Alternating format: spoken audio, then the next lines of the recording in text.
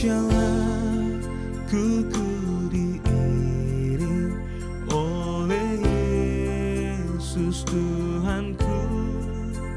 Apakah yang kurang lagi jika Dia panduku?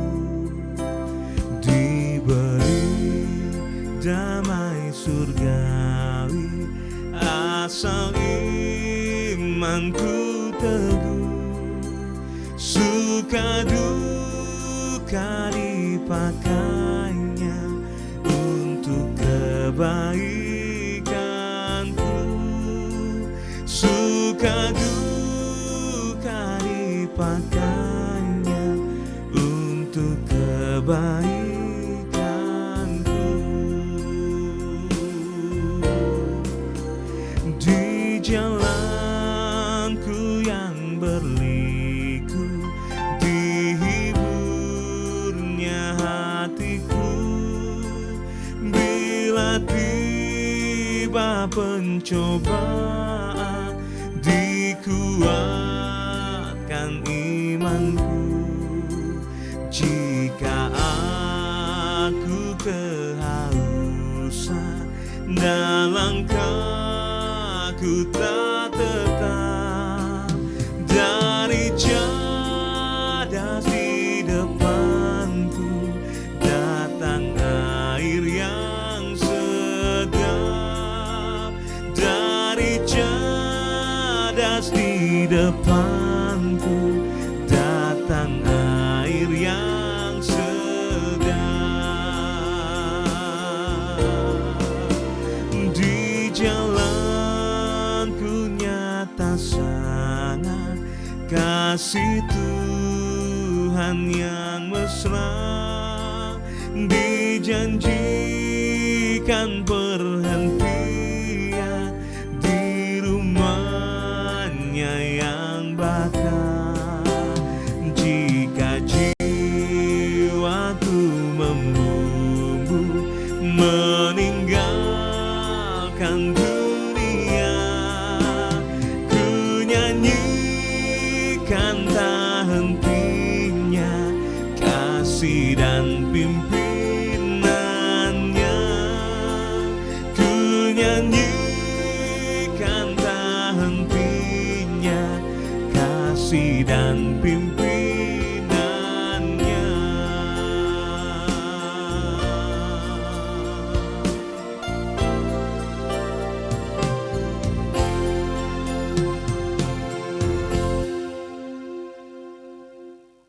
Shalom Bapak Ibu sedang kasih Tuhan, selamat pagi saya ucapkan, dan kita berjumpa kembali pagi hari ini, hari Selasa saudara, dalam acara renungan pagi Bapak Ibu. Nah saudara yang kasih Tuhan, sebelum kita melakukan segala aktivitas kita, ya sebaiknya kita kembali merenungkan firman Tuhan, karena kita percaya firman Tuhan itu luar biasa dalam kehidupan kita. Mari kita tundukkan hati kita di hadapan Tuhan. Kembali ya Tuhan, pagi hari ini kami siapkan hati kami untuk diberkati melalui kebenaran firman-Mu. Kiranya pengurapan dari Allah boleh turun atas kami, supaya apa yang kami dengar, apa yang kami terima, dan apa yang kami dengar hari ini, yaitu firman-Mu, boleh menjadi remah dalam kehidupan kami. Terpujilah nama-Mu ya Tuhan, dalam nama Tuhan Yesus kami berdoa, haleluya, amin. Bapak Ibu sedang kasih Tuhan, para pemirsa yang saya hormati, pagi hari ini kita akan melihat bagaimana Tuhan Yesus peduli terhadap masalah kita. Nah saudara yang kasih Tuhan, kalau kita kembali membuka Markus pasal 6 ayat 45 sampai dengan ayat 52, ini membuktikan bahwa Yesus peduli akan murid-murid. Nah kita percaya juga, kemarin sudah kita kupas bahwa setiap orang memiliki masalah, bentuk dan berbobot masalah itu berbeda-beda. Nah saudara, tergantung apa yang kita sedang hadapi. Nah ketika kita membutuhkan pertolongan, kadangkala banyak orang menghindar saudara. banyak orang tidak mau tahu. Nah ini sudah kasih Tuhan. Tetapi dalam perikop ini kita bisa melihat bahwa Yesus peduli akan murid-murid ketika mereka sedang menghadapi satu topan, satu angin sakal, saudara. Dan dia sangat peduli. Nah sudah kasih Tuhan, apakah Tuhan Yesus peduli terhadap masalah yang dihadapi para murid-murid Tuhan? Dia sangat peduli. Kalau kita lihat dalam kehidupan ini, saudara, kompleksnya masalah ini kita bisa kompleksnya sebuah masalah. Ini kita bisa lihat dalam Markus 6 ayat 30 sampai 42 ya, bahwa masalah kebutuhan rohani tercukupi dengan khotbah di bukit, tetapi saudara, ada masalah kebutuhan jasmani yang belum diselesaikan. Dan itulah yang Yesus lakukan dengan 5 roti dan 2 ekor ikan. Nah saudara, dalam Markus pasal 45 ayat 52 ini ada satu masalah yang baru, yaitu keselamatan di dalam perjalanan. Nah saudara yang kasih Tuhan, ternyata Yesus juga peduli. Dan hari ini kita akan bisa melihat bahwa Yesus juga peduli terhadap masalah kita, saudara. Yang pertama, saudara, kita lihat bahwa Yesus sangat peduli dalam kehidupan kita. Kalau Bapak Ibu membaca di dalam ayat 48, firman Tuhan berkata, ketika ia melihat betapa payahnya mereka mendayung karena angin sakal, maka kira-kira jam 3 malam ia datang kepada mereka berjalan di atas air, dan ia hendak melewati mereka. Saudara yang kasih Tuhan, Yesus peduli. Kita lihat, kita buktikan bahwa dia melihat. Ayat yang baru saja kita baca, setelah musisat 5 roti dan 2 ekor ikan, saudara, Yesus menyuruh orang banyak pulang dan menyuruh murid-muridnya berangkat dulu ke seberang, ke Betsaida. Kalau saudara membaca ayat 45 itu dengan jelas bahwa mereka lebih dahulu ke seberang ke Betsaida. Nah saudara, di mana Yesus sendiri? Dia sendiri berdoa di bukit, di dalam ayat 46 dengan jelas sekali. Sementara Yesus berdoa di atas bukit, murid-murid di tengah danau sedang melawan angin sakal. Tadi ayat yang baru saja kita baca, apakah yang dilakukan Yesus terhadap masalah yang dihadapi murid-murid? Nah saudara yang kasih Tuhan, apakah Yesus diam? Apakah Yesus tidak tahu? Apakah Yesus tidak mengerti? Dia melihat, saudara. Dia melihat. Di dalam ayat 19 dikatakan dengan jelas dalam Yohanes pasal 6 ayat 19. Saudara yang kasih Tuhan, betapa payahnya murid-murid mendayung karena angin sakal. Betapa bahayanya, betapa capeknya mereka, betapa letihnya mereka. Yesus melihat para murid-murid dan melihat masalah yang sedang mereka hadapi. Padahal saudara, kalau kita bisa tahu, itu jarak antara Yesus dengan murid-murid cukup jauh. Dan ini terbukti dalam Yohanes yang tadi baru saya ungkapkan, Yohanes 6 ayat 19, bahwa murid-murid berlayar sekitar 5 atau 6 kilometer jauhnya. Saudara bayangkan 5 atau 6 kilometer jauhnya. Kalau di padang gurun itu jauh, kelihatan jauh sekali, saudara. Ini 5-6 kilometer. Nah saudara yang kasih Tuhan, kita perhatikan dulu ada beberapa hal. Yang pertama, berlayar di mana murid-murid, yaitu di Danau Galilea. Danau Galilea, Danau Genesaret, Danau Tiberias itu satu danau, 3 nama. Danau Galilea itu panjangnya kurang lebih 21 km dan dia punya lebar 11 kilometer.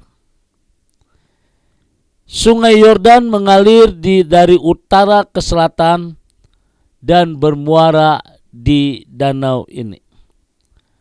Sehingga danau ini airnya tawar. Dan danau ini berada di lembah Yordan dan dikelilingi oleh bukit-bukit. Karena itu sering secara mendadak angin datang, ya, seperti angin kering dan angin badai, angin yang berputar dengan menggulung. Itulah sekitar Danau Galilea. Jadi keadaan danau itu dikelilingi dengan lembah-lembah seperti daerah Rangkas Bitung, Bapak Ibu. Rangkas Bitung ada di bawah, Rangkas Bitung Lebak, tapi sekitarnya lembah. Jadi keadaan danau itu suka tiba-tiba ada angin putar. Kalau danau itu lebarnya 11 km, berarti saat menghadapi angin sakal, murid-murid sedang berada di tengah-tengah danau. Karena jaraknya kurang lebih, ya, bahwa 11 km. Ya, saudara, ya, murid-murid sedang menghadapi badai itu kurang lebih 656 km. Jadi setengah danau itu. Sudah bayangkan berarti dia udah di tengah-tengah. Dan itulah keadaan danau yang murid-murid sedang hadapi, yaitu angin sakal. Yang kedua, setelah kita perhatikan Danau Galilea, yang kedua, Yesus melihat masalah yang dihadapi murid-murid, dan Yesus juga bisa melihat masalah kita. Bapak Ibu sedang kasih Tuhan, masalah sebelumnya di bukit adalah masalah makanan. Adapun masalah di danau adalah masalah keselamatan. Nah, saudara, memang setiap tempat memiliki masalah yang berbeda-beda. Seperti yang baru saja kita baca dalam Markus pasal 6. Di darat mereka menghadapi masalah makanan, di air masalah keselamatan. Ada masalah ekonomi, ada masalah kesehatan, keamanan, krisis harga diri, keluarga, dan lain sebagainya di dalam kehidupan ini. Namun saudara, pagi hari ini Tuhan Yesus melihat tanpa dihadapi oleh waktu dan jarak. Dia Allah yang maha luar biasa, maha kuasa, maha melihat, dan dia memperhatikan masalah kita. Kalau saudara pernah ingat ada satu lagu dulu, Allah mengerti, Allah peduli segala persoalan yang kita hadapi. Dia melihat kita, sudah. Dia melihat masalahmu. Berbeda dengan orang di sekeliling kita. Mereka juga melihat masalah kita, tetapi ada yang masa bodoh. Ada juga yang menyalahkan. Ada juga yang mengejek. Ada juga yang menggurui, membanding-bandingkan, dan lain-lain sebagainya. Ini kalau dibandingkan dengan orang-orang di sekitar kita. Ada yang mereka lihat masalah kita masa bodoh. Terserah. Masa lalu, masa lalu. Ada juga yang mengejek, rasain lu. Sekarang lu udah begitu. Saudara, ada juga yang membanding-bandingkan. Ada juga yang menggurui. Tetapi Yesus melihat dengan penuh perhatian untuk segera menolong. Saudara yang dikasihi Tuhan, Yesus melihat apa yang kau hadapi hari ini. Lalu timbul pertanyaan bagi kita. Murid-murid kan dekat dengan Tuhan. Mereka setia. Mereka senantiasa diberkati dengan firman. Tetapi kenapa Tuhan izinkan mereka harus menemui angin sakal? Saudara, pertanyaan juga mungkin hari ini kita akan berkata seperti ini, bertanya, mengapa orang taat diizinkan mengalami masalah? Seringkali banyak anak-anak Tuhan mulai kecewa, mulai kesel, kehilangan arah. Kenapa ini harus terjadi dalam hidupku Tuhan? Kenapa ini harus terjadi dalam perusahaanku? Kenapa ini harus terjadi terhadap anak-anakku? Kenapa? Apa sih kekurangan saya? Saudara, saat murid-murid diamuk angin sakal, mereka sedang dalam perjalanan ke seberang dan mereka menyeberangi bukan karena keinginan mereka sendiri, melainkan karena diperintahkan oleh Yesus agar ke seberang. Jelas di dalam ayat 45 dikatakan dengan jelas, sesudah itu Yesus segera mendesak mereka, murid-muridnya, naik ke perahu dan berangkat lebih dahulu ke seberang, ke Betsaida.